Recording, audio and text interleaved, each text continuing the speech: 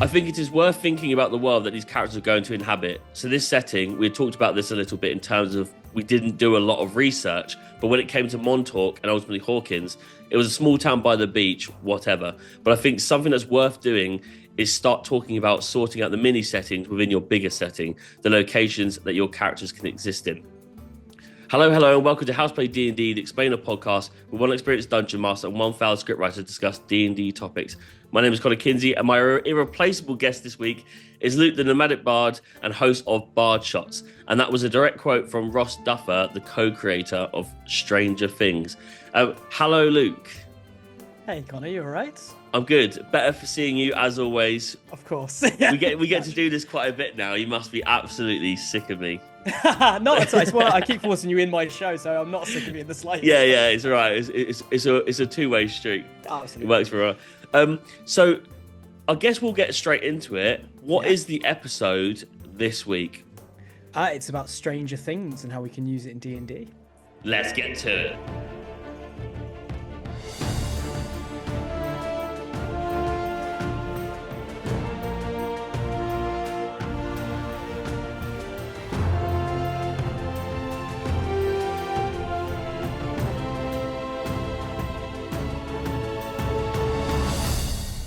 Okay, so today's episode is on Stranger Things in D&D. A world so tormented by capitalism, one ultra cosplayer called Vecna decided to transport humanity to an orange rock with no shops. Luke, I spent the last 4 years studying art in the hope I finally gain integrity. Is this how it works? What am I doing? It's absolutely how it works, 100%. Yeah. This is where after I'll Google it and it turns out the Duffer Brothers did exactly the same thing. Yeah, 100%. Yeah. I've mocked them. They were real. They were real people. So let's get into it. This is like a deep dive kind of into Stranger Things in D&D. Why did you select Stranger Things as a topic? I suppose, one, it's like the biggest thing people are talking about right now. It's been a cultural phenomenon for the last 10 years. Yeah. I mean, literally, we're filming this the day after the finale came out, and my social media is just Stranger Things at the minute. But I think as well, there's a lot where, I mean, obviously it links to Dungeons and Dragons. D&D is in the show. But there's a lot that we can take from it and how to use the storytelling mechanics of like TV script writing into D&D and campaign writing, really. Yeah, something I absolutely love myself as a failed scriptwriter. So, you know, no hitting hard at home early on. Thanks for that, Luke. Just wanted to trigger you specifically. I invited you on to give a bit of a deep dive, but you're actually here to bully me for an hour. So naturally, thanks for that. Why do you think Stranger Things has brought so many new people to D&D? Now, it sounds like I've just thrown in a question and then we like missed a bit, but I started playing maybe 4 years ago now, and I think I've done more sessions as a DM than people probably played in like 10 years of playing or DMing. Sometimes 4 times a week at points. So, and in that time, the amount of players you come across, and nearly 90% of them, and I'd say it's an age demographic thing. Yeah. Of like people under 40, if they've played D&D, it's because of Stranger Things. Yeah. Why do you think that is? I think you're right. I think I've noticed as being a DM for the last sort of like 5 years or so, that there's been a couple of bits. You either get new players that are from Critical Role, but no new D&D beforehand. BG3 for the last 2 years since that came out, and they're all ex-gamers, or Stranger Things. I think the biggest thing is just I suppose we can't get away from the fact it is a television show on Netflix. It's got a wide audience out there that is probably much more accessible than things like Critical Role for most sort of like, I'll say normies. Just because for, to play BG3 or to watch Critical Role or any of the other actual plays out there, you have to have a passing knowledge of D&D and to go and hunt it out. You have to, and also, Netflix is, I mean, everyone around the world knows what Netflix is. 100%. You don't have to search for Netflix. Netflix will find you. A bit like Vecna. And or my ex-husband, Terry. Stay away, Terry. But Critical Role and Baldur's Gate 3, they are things where you kind of already had to be in that bubble to know that they existed. Absolutely. And I think D&D in general, a lot of people, or maybe not a lot, certain people get put off because it's seen as so high fantasy. Like Mm, most of us are fans of Lord of the Rings or any other fantasy-based show, Witcher, whatever. Um, and so for those people that didn't really grow up in that remit, and I've heard other people talk about it. I think Abria Iyengar talks about it, who's like DM'd on Critical Role and the likes. And she said her background was not in the slightest high fantasy, mm, but actually from different sort of products that she liked and then have come into it from that. And so, like with Stranger Things specifically, we're talking about a high fantasy game, but the show's horror and sci-fi.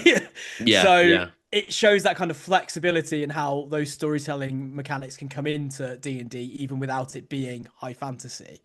I think as well, um, I think a big thing that it shows through its storytelling that relates to D&D without it shoving D&D in your face is that the core part of it is a group of misfits coming together to overcome like some big bad evil thing, with lots of different things going in, on in the way.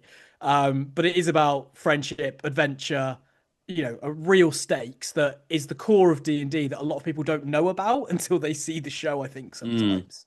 So And I yeah. think like there are aspects of like everything you just described there that people can relate to, right? Yeah, I When think when so. when you're just imagining something you've never watched or Yeah. never played or heard, then you just got like assumptions of what that is. When it comes Yeah. to D&D, like you said, it's you assume it's like high fantasy. Yeah. So you're like, well, how can I ever connect with that?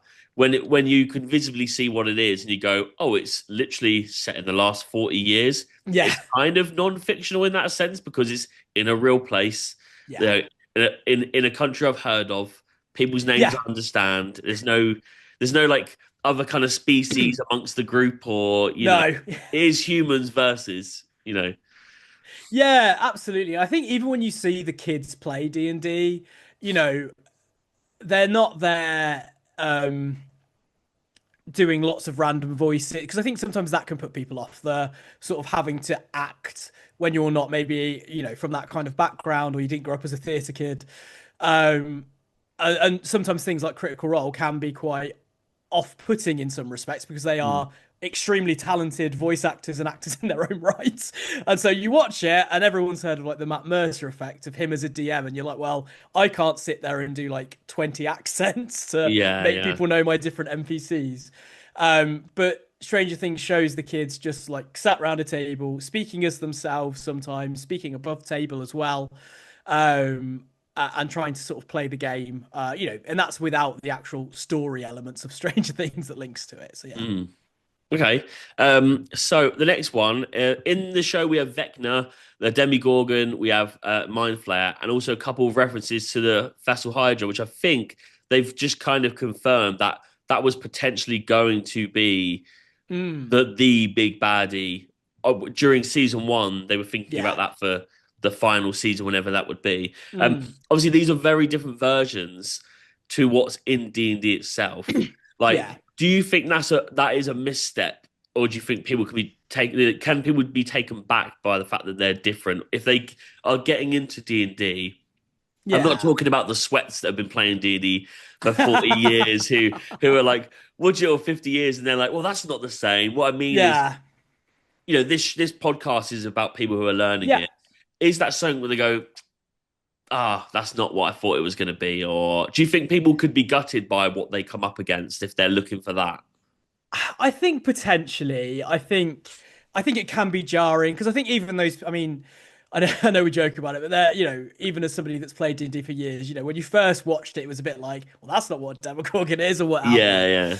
Um, So I think it might be a little bit jarring from people that have come from the Stranger Things sort of world to then go, oh wait, a Demogorgon looks completely different. Oh wait, Vecna's different to what it is. Although I do think with Vecna, there's a lot of elements of similarity to. Yeah. We know Oh, how much I love Vecna, but yeah. I mean, if you've listened to me speak on here before, but the good thing is, obviously, like with if you are those sweats, those triads, yeah, then he's not even in the right timeline, in the right no, decade of well, being yes, introduced. But naturally, I do think it's such a compelling character, like yeah, in Stranger Things, that it's one of those things that over time people probably will it will end up. I reckon Wizards of the Coast will cash in and end up. Vecna will be more like the Stranger Things one. Yeah. I wouldn't be surprised if they do a version of it. And like there's loads of different versions of Vecna in some realities. Like Yeah, people have done different things. But I do I mean, as again as a big fan of Vecna in general, but I do like some of the references where a lot of things were happening to like uh Henry slash Vecna's left hand. yeah, yeah. Obviously, like sort of imitating the hand of Vecna. I mean, in that, I mean, I don't think we've said it yet, but spoiler alert if you haven't watched the finale. But at one point, when Vecna's left hand got chopped off, like the DM in me was desperate for somebody to chop their arm off and put that hand Just put on. that on. Well, It would make no sense, but it would have been fun for me. You know? it's that famous moment in like Yeah. I think I was even shown this clip years before I played D&D where someone was like, "Oh, have you seen this? It's really good." Was that famous the famous actor? I wish I knew his name, Joe Yeah, Joe Manganiello, Imagine or you're come on at a us. critical Yeah, role where no. he just takes it, Yeah. disappear, and that's such a. I Yeah. saw that years before, and I was like, right, I have Yeah. no idea what's going on here. But Oh, like, that was so good. Yeah. that's such a standout moment in Yeah. like kind of D&D that's visual to Yeah. like, that you can watch as a playthrough. That like, yeah, every time you saw that hand on him, I thought this could be it. Could be a Yeah. reference here. Like Literally. Yeah. this is like meta referencing. I felt like a twice removed thing. Yeah, it would have been so good. But yeah, so I do think there is an element where people could get a little bit taken aback if you first start playing and then you learn the creatures are different. I think I always took it, and this is because I'm also a huge film and TV nerd, but in a similar vein to what like Stephen King or like I'm a big fan of Guillermo del Toro.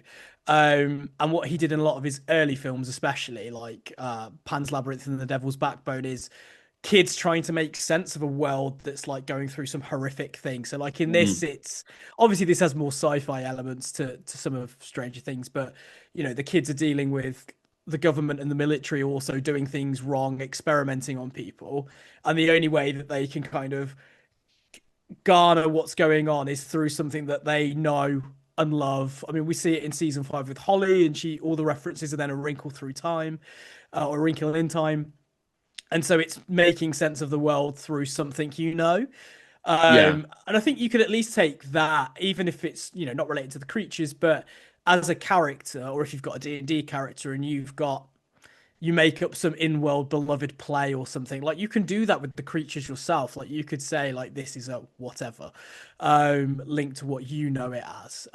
So yeah, I mean, you do have to sometimes take it with a pinch of salt, don't you? I mean, even when you see things that are inspired by a true story, it's never completely what's happened. yeah. There's always a bias to kind of Yeah. stand from. They do actually talk about it quite a lot in when I was doing some research for Mm, this episode about how the kids are using D&D to kind yeah. of like accept what's going on. Yeah. That's why those creatures are called that, because it's easier for them to reference them. Oh, absolutely. I mean, if random creatures come out of the woodwork, like around Warwick where I live, I will absolutely be calling them monster names from the Yeah. D&D manual. Like, And be happy that they're here finally. yeah, probably, yeah. Yeah. Yeah. Right. Okay. So, like, can you think of any other key kind of D&D references that feature in the show? So you said season 5, we got Holly with the cleric, I Yeah. believe. I literally just watched it. I know we both watched it to be Yeah. ready for the show, like the finale, because it's so fresh. Yeah. But I've already forgotten in my old age. Um, 74, by the way. If anyone's watching rather than just listening, I've had a hard life.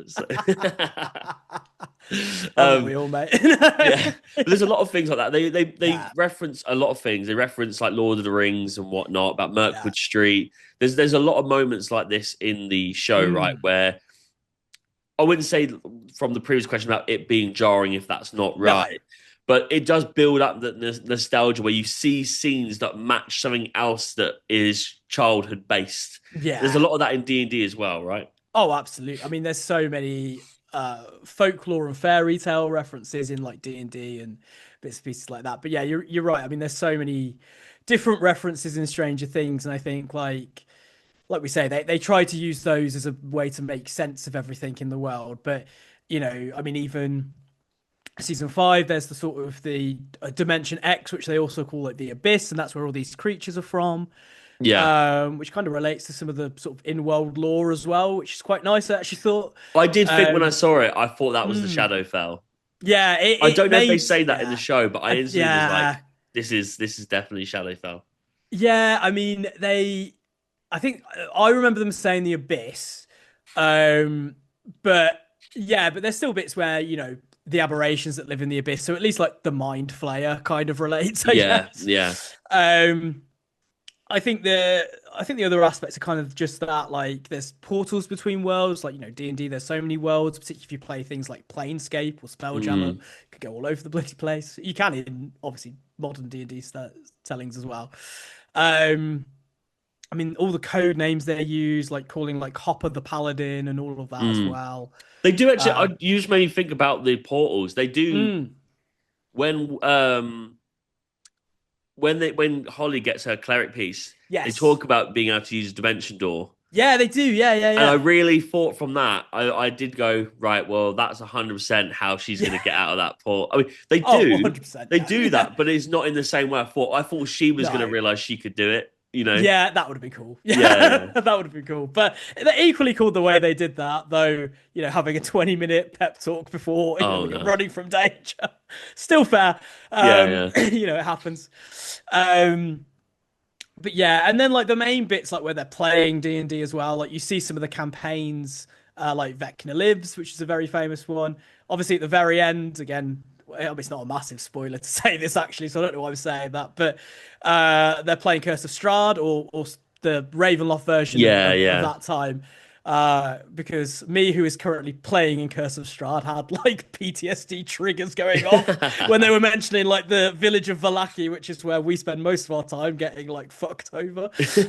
So I think so. Some of those are quite cool references, and I did like them sort of bringing that in. Mm. Um, because it was quite cool. But yeah, I know. I think they mentioned so many things, and I'm also trying to distinguish what were fan theories that were mentioned. Yeah, To yeah. be You know honest, what? because there's Going so back to many. Strahd, though, I mean, Yeah, this episode will come out before that episode I'm about to reference, but we've yeah, we've done an episode with Mitchell from Good Game Fair Play on yes. horror in D&D. Ah, nice. And I bring up Strahd. I talk about the fact that you can't not talk about Strahd in D&D Oh, of in course not. general, No. let alone with horror. Yeah, And it was nice to see that they bring that up as like yeah, a if it's not Vecna, you're probably going to think of Strahd. Like, yeah, and it was you can't put a vampire into Stranger Things, but you can by just referencing at least yeah, the game. You know. yeah. 100%. I think Vecna and Strahd, I mean, are the two biggest villains that like I can massively. I mean, there's lots of villains in D&D, but I think two of the most famous ones are Yeah. Strahd and Vecna. Um, for very good reasons because they're both equally terrifying in different ways. Um, I did think at one point they were going to try and reference a vampire because obviously in the story of Vecna in D&D lore, Kaz is sort of the vampire lieutenant or whatever that kind Mm. of is second in command, who ultimately like betrays him in the sort of canon story. And then there were references in about the lieutenant in the army that Linda Hamilton plays that their name has completely come off my head. Is it Dr. K? Yeah. Uh, So it makes sense. yeah, and there were references about her like stealing blood, and I was like, "Oh, we're gonna get it." We didn't there, but it's still quite a cool Do you know what reference. though? That completely like went over my head. So that's amazing. That thanks for that. You're I'm going welcome. to drop that in friend groups. And I'm like, did you know? Yeah, I found that myself. Yeah, absolutely. Yeah, don't listen to my podcast, but this Yeah, is don't what listen I to this found out. episode, Yeah, but amazing. Well, let's go on to kind of yeah. more key things in the show. Like storytelling wise, is there a structure to take from the show that people can transfer to in their games? So it does take, and we discussed this before Yeah, recording, is like, and you said this at the beginning actually, it is a TV show. It has its own structure. I know you and myself both write our episodes. yeah, There we go. Our sessions as episodes. I can't yeah, even not say it. And then and the campaigns are seasons, yeah. essentially, like breaking it up. Um, do you think that's like they do it really well in the show? I guess it would go back to the fact that you kind of D&D is their way of explaining everything. Yeah. I think so, and you're right. I mean, the amount of times I've said to players, "Oh, our next episode," then I'm wait, no, session, not Yeah, episode. yeah, yeah, Is insanity, really. They're like, "Are you recording the episodes?" Like, no. yeah, Um, um, but I think you can take a lot, and different people will come at stories from different or campaigns from different elements, won't they? If someone's used to, like you with a screenwriting background, are obviously going to take this method. I love TV and film, and so mm, that's always been my kind of mechanism in. But for somebody that comes from a sort of more traditional like book writing element, you'll take the structure of a book writing and maybe do your campaigns. But like I know for me, thinking of it as episodes and seasons in particular, I think helps me just with that like campaign arc thing. So like yeah, you see it in this where they start with somebody's gone missing, or it's somebody that they know has gone missing in a small town, and season one in particularly, a lot of it is around the town as opposed to like much wider. I mean, obviously there's the upside down, but they only go into it near the end of the season, really. yeah. It's just it's like it's like kind of one location. Yes. In a series, you would usually, if you Yeah. haven't got budget for the whole series, you make Yeah. one bottle episode in a Exactly. location, and they do that with that first series, right? It's a murder Yeah. mystery in like four locations. Yeah, exactly. And like, and I think I've said this in a different episode with you actually, but I think it was the world building one where I think Matt Mercer said like, when you're starting to write a campaign, start with just the village that you want to do it in, and then Mm, build the world out from there. And that's what I sort of saw them doing, which was you had the main Hawkins. That was where everything took place. There was a little bit into the Upside Down. Season two, we see a little bit more happening. Season sort of three and four, we start to get more around like Russia coming into it as well, other mm. locations where some of them are in California. And then, the final season, we're in three different dimensions at one point in Yeah, one yeah, episode, actually.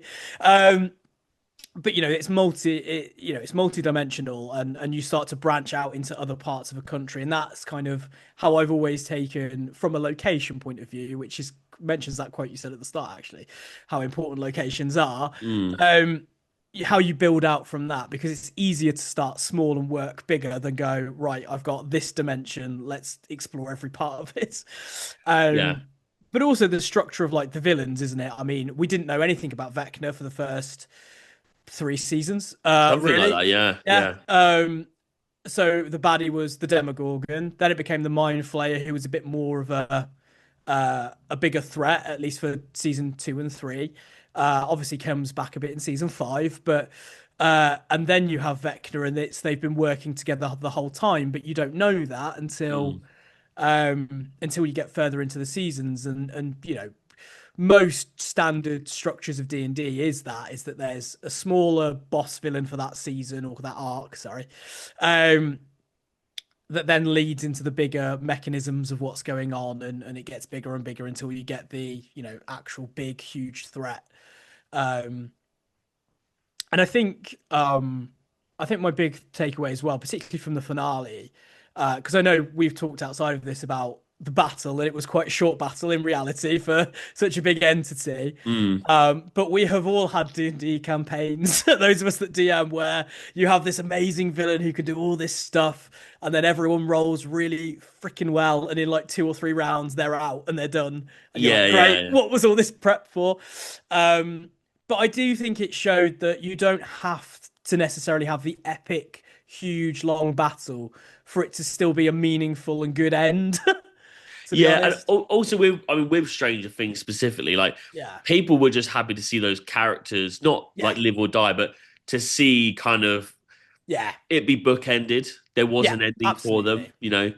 that was Yeah. just as important as beating Vecna at that point, I think. 100%. I think that. And I liked I mean, obviously they live in Hawkins, so they were going to end where they started.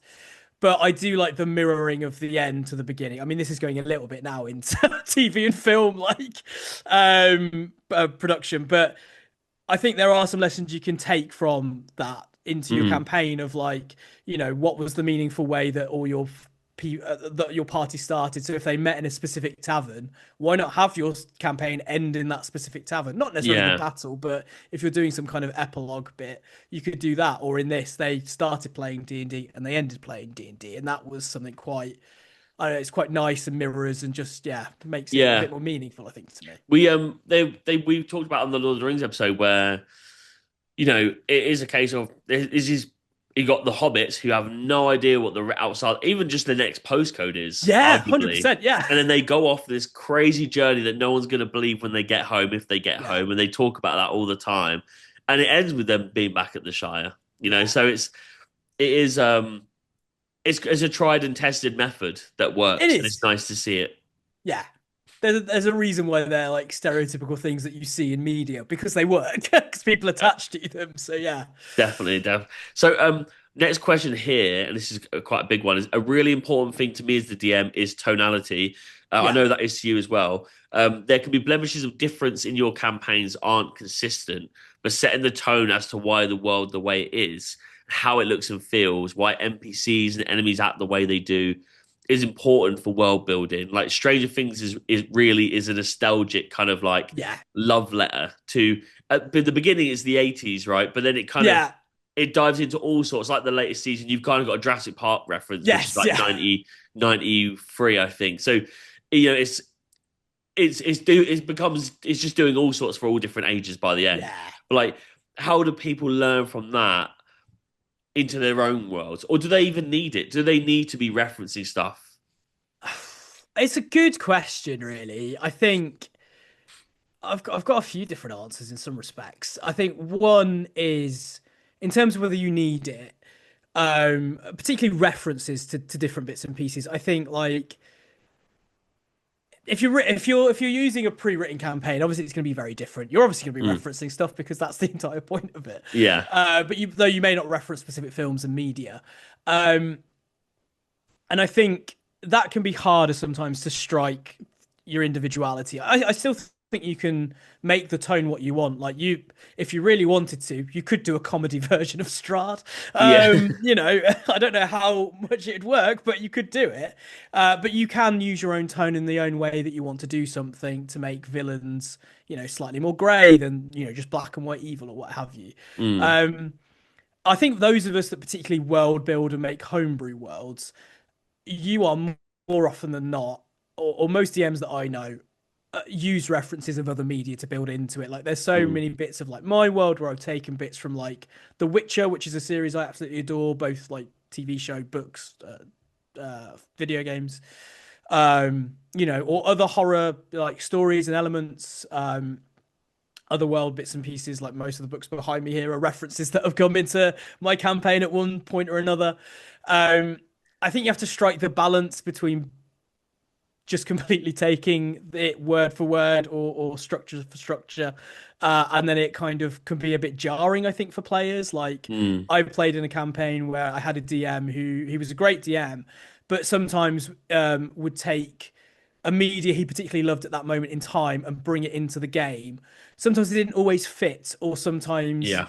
some quotes would be used almost from it, which for me took me out of immersion sometimes. And it So did it feel I think like you it have to was be just careful. for the sake of using the quote rather than Sometimes, yeah. I mean that, and that's no disrespect to him if he ends up listening to this. no one But listens to this, don't worry. I don't think he's going to listen to me speaking. Um, it did sometimes. It could just pull you out of immersion, and like you say, yeah. Sometimes it felt a bit for the sake of it, or just because we were in a bit of an arc that followed Yeah. that specific media, which was great sometimes 'cause you sort of knew it was coming, I guess. But it could just it for me, it just pulled me out of immersion. It is the thing, and I think that for me, that's a bigger thing as a player to be immersed in what's going Yeah. on. For some people, it's fine and it's great and they would love it. So it's always a balance, I guess, of who you're playing with. But I think it just kind of reaffirms for me, if particularly if we're talking about like helping people to play D&D or to learn how to DM, Mm, how important a session zero is. And I know that they can be hard work and I know that they can seem boring to sit there and go, this is the tone, this is what we want to tell, here's how your characters fit in. But 100%. we've all been in games where you've brought a character who doesn't fit the tone or um and not just like for an intentional bit, like but um or the story hasn't quite gone the way that you've expected at the start. Again, like I've been in campaigns where it's like we're going to tell this really dark and serious tone, so I make a dark and serious character, and then the tone ends up being a bit more light-hearted. I'm like, well, this guy Y- doesn't fit anymore. Yeah, um, yeah. and you can do it the other way as well, but it's why having those conversations and sort of bringing your players into when you're world building too, and say like, what is the story we want to tell, because it's not just about me and the story I want to tell. To take those tones or the themes you want to get across. Because Mm, I've said before, and I've definitely said to you, Connor, like I always start with the theme of what I want for a campaign. So, like, one of my ones is about magic, like the highs and the lows, it being affluent and it being completely outright and oppressed. Another one is about like nature and the abundance of life and what have you. And the other side of it is the corruption and the death and what have you of it as well. So, like, I've always got an overarching theme that then I pull people in with, because for me that's easier and that's how I relate things. So I think there's a lot to learn about that, and equally, like kind of like you said, using references for like particularly this, if it's a love letter to the 80s or the sci-fi and films that have like really made their the Duffer Brothers have loved and has made them wanted to go into TV and film. But using those as inspiration is absolutely important, and we all do it as well. We've all got something we've taken from another media source because mm. we loved it so much or it just worked. I think you really hit the nail on the head there about that session zero. I do know DMs that really don't like the session I know. zero, Yeah. and we won't name names, Mitchell, but also, and you also said there about the players telling part of the story. It's just Yeah. as important that the players also try and match the tone, right? It's kind of a Yeah. respect to the season that if you're in that campaign you were talking about and you go, right, I know what this is. It's a reference to this. It's Yeah. taking me a bit out of the immersion. It's still up to Yeah. you to do your Yeah. bit to make that world make sense still, right? You can't just go, Yeah. I'll just wait till it's not this. Yeah, 100%. And like, and equally, it can be sometimes easier as a player if your DM goes, look, this is somewhat inspired by X, Y, and Z.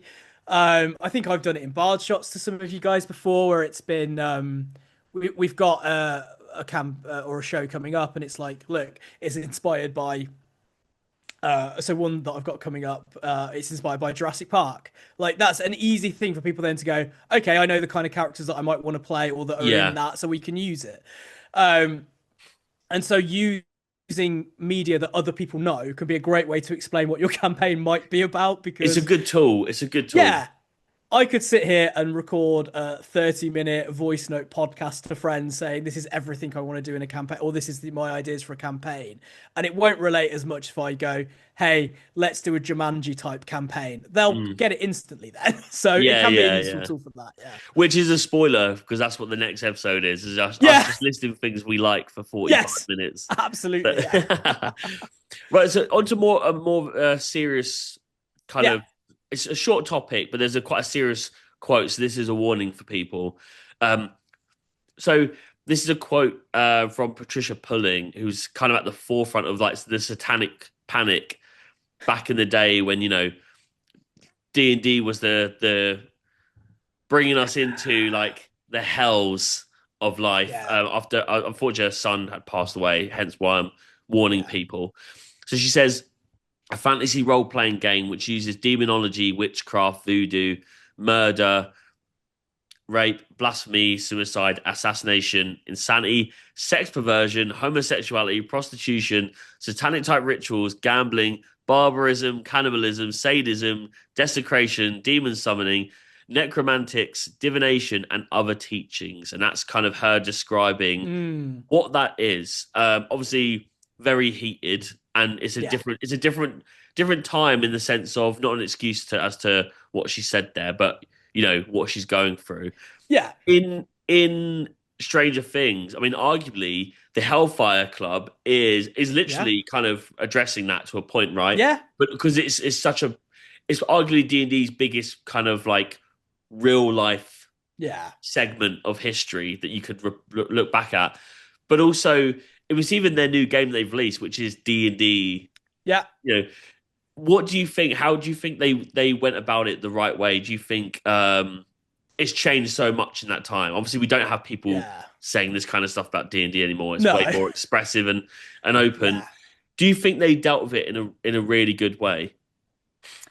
I do think that they did, to be honest. I think acknowledging it was important because it was it's a big part of the D&D history, and like you say, whatever that person was going through is going to be a huge influence on their opinions, and it doesn't say anything about that person in particular, but the Satanic Panic was a huge thing in general that didn't just span, D&D. It was other things that it spanned as well. Mm, But I think you had to acknowledge it in some way, shape, or form. And I do think that they, at least acknowledging the history that D&D had, particularly at that time in the 80s, was important, and they kind of couldn't not in some respects. yeah, yeah, Um, so I think things like the Hellfire Club and showing it and showing the effect it had on the people playing it as well. yeah, Because I think that's a big thing, really. It's like, I mean, those of us that play D&D and love D&D, and if you listen to this podcast, in theory, you love D&D, we know it's nothing to do with that, and that it's changed so much. And mm, particularly, D&D has changed a lot since its initial conception, and there were issues with it, and there were issues with some of the people writing bits for it. And we've heard, you'll hear tales all the time about some of the sexism or racism that did used to kind of be in part of the game, um, because of the time that it was in and what have you. Uh, and as it's expanded and as culture's changed, obviously it's got a lot different. So mm, I do think acknowledging that was important. They maybe could have done a little bit more to say some of the criticisms, but equally that wasn't what the show was about. So, yeah, yeah. I don't. I wasn't ever putting this question across to be no, like a love or hate kind of no, thing. not I at all. think like where when I just thought it was quite an important topic because it's like we Yeah, just said, it's like the one thing where you when you think of D&D, it's the only time it adds like a historical reference in yeah, an actual non-fictional world, yeah. Um, but like, and it goes back to one of our early questions in this episode as well. Is like, do you think Stranger Things has kind of given it a new lease of life? D&D. We Mm, talked about it with Baldur's Gate, yeah, Critical Role. It's good that Stranger Things could address it. People might don't need to go and look yeah, at Satanic Panic to understand it. But yeah. do you think it helps that this kind of show is representing it in a better light? I think so for sure. I think that's the biggest part, isn't it? Really, that it is showing what D&D is and what it means to people and how it brings people together. Mm, I think, like we've said, like it's given a real mainstream exposure to it for like the general population, in a way that other media, like we've said, can't, because unless you've got an interest, you won't look for it. Um, and then I think, but I do think it builds onto it because people will look at Stranger Things, get an interest, and then go and watch some of those things and decide whether they want to play D&D. Like we're in a world now where there's so many actual plays, thanks mm, to like Critical Role, Dimension 20, and many, many others that I could probably sit here and name all day long, but that have then built on that success. Um, and manage to and to bring more people in that way, so like you can watch Stranger Things, go, oh, D&D's kind of interesting, do I want to play, and then go and mm. watch Crit Roll, Dimension 20, NADPod, whatever else, Bard Shots, and then Don't know that one. yeah, if you really want something niche, but then but then watch people play it and go, actually no, this is quite cool, or people are saying, using this system to tell this story, that's interesting, like let's have a look at it. And I mean, Stranger Things actually, it's inspired people to go and start writing games, or to Mm, make games like a game that I like, and I'm sure we will probably talk about at some point, but called Kids on Bikes is literally about, that kind of Stephen King, it's slash Stranger Things world of, a group of kids trying to go and investigate a mystery in their small town, and mm. like how they deal with it and how they cope with it, and what, well, however you want to play it in some respects, but going on those little like mystery adventures, and I don't think without Stranger Things being as big as it is, would those writers have gone and written it. Yeah. um and even in the D&D world, like we've got like the Stranger Things D&D game now, and bits and pieces like that, so it helps you to sort of or it's helped more media to get created to then encourage more people to play. And I think it has made it a bit more approachable too. I think in the long run, really. Mm. Well, we're nearly at the end of this episode, but I usually kind of end these episodes with a quote. But I actually think this could go into another question, so I'm going to say the quote first, and then we'll Okay, talk. sure. Um, Stranger Things is a great show that will not teach you anything about D&D.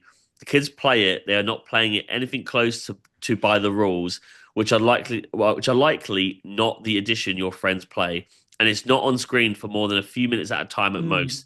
They also name monsters they encounter after D&D monsters to put a name to the creatures that are terrorizing them that work nothing like their actual D&D counterparts. This is not a criticism of the show. It has a ton of heart and love in its depiction of D&D, and I think the inaccuracies are extremely accurate to how actual 11-year-olds would have played pre-internet, i.e., a ton of making it up as you go along, but you will come away from it knowing less about D&D than when you started. That is Diffie Q Girl on Reddit. I found this love earlier, responding to someone who was told to watch the show before playing D&D for the first time. And I only wanted to quote it because I actually think she accidentally summed up most sessions I run or play in. So, yeah, and I thought you might like that as well because it's so true. I You love could that. plan forever, but it's going to end up like Oh, those 11-year-olds making it up. oh, 100. I mean, I'm rule of cool all day long. I know some people really aren't and don't like that kind of play style, but if someone wants to do something insane, I will absolutely give them a chance to. I will see what the dice say before I let them. Um, but it is true though. Like, I mean, to be fair, it says 11-year-olds. I mean, even Yeah, yeah, us who are like much older than 11 now, yeah, yeah. like, it's a fantasy game. We're playing in a fantasy world. You can bend the rules. It's Like, okay. yeah, it's absolutely fine. And I think as well, like, as somebody that homebrews so much, like, it kind of makes me think of almost homebrewing monsters as well, of like, Mm, I'll use a Demogorgon or Vecna as a base of a creature that I want to have as a mm, villain or what have you, but alter it to make sense for whatever I'm telling the story of at that point in time, and like mismatch bits together to try and make a monster work. And in some respects, it kind of feels like it does that. I do think we kind of probably do have to acknowledge the fact that the Duffer Brothers didn't know anything about D&D before starting to very write it true. as Yeah. well. Did they Like, play so Did they play Magic the Gathering and they I were think kind of so, using yeah. I think they were it's magic a vessel, based. isn't it? So Yeah, exactly. So like, and I mean, I can see it made sense for the show, but like, I mean, like that Reddit person says, it's actually not on screen for that long. We probably got the most in the very end of the game. oh yeah, we're Um, absolutely bleeding this episode out for what it is. There was nothing online for it. but yeah, so I do think, you know, a little bit of forgiveness of the fact that they've probably learnt as they've gone on, but they've done very well with it. And it was only ever a storytelling mechanic. But yeah, in terms of I do agree. I don't. I do agree with the quote at the same time, though. I don't think Stranger Things will teach you how to play D&D, but No. it's a good way to understand D&D a little bit more to then see if you want to maybe play it. I'll tell you, just as we head out of the episode, I will say that in one shots, I do like to use characters. Say we'll say Vecna, Yeah, or I'll describe Jaws, the yeah, shark. But I'll describe it, and it's so clear to people what it is, and then yeah. I'll give it a completely different name, and then Oh, immediately they're 100%. angry. Yeah. They're like, "I know what it is," and I'm like, "That's not what it is," and it fully is, and I just won't let them know. And if they're listening to this, then they'll finally know that I'm 100% just fucking with them every time. So I think they probably know. yeah, I think they know. I think just I'm in denial. So Yeah. right, okay then. Thank you very much for your time. Um, and as always, thank you for tuning in. And if you like joining on the D&D action, then please follow us on Instagram at How to Play D&D, or check out the link in our bio to join our Discord server. And also check out Black Mark Clo on Instagram for cool D&D clothing. Luke, what's your name? Where can we find you? You can find me at NomadicBard93 on socials, so I'm pretty much all of them, Instagram, TikTok, and the like. Also on Twitch, you can come and watch Bard Shots on either Twitch or YouTube, actually. It's all at NomadicBard93, and you can come and watch us play one-shots every month. We also do some two-player games that are starting that we've just sort of released the information of. And we will be starting a campaign inspired by Stranger Things, actually, Sorted. in a couple of months. And your lovely host here is going to play in it with me. So I will, we'll see and how that goes. I will be ruining the tone of that session. Oh, please do. Yes. Yeah, I will be do. coming up as Ruin Jaws. it away. You can play Jaws if you want. Let me do anything. That's the problem. Yeah. That's the problem, yeah. Well, thank you very much.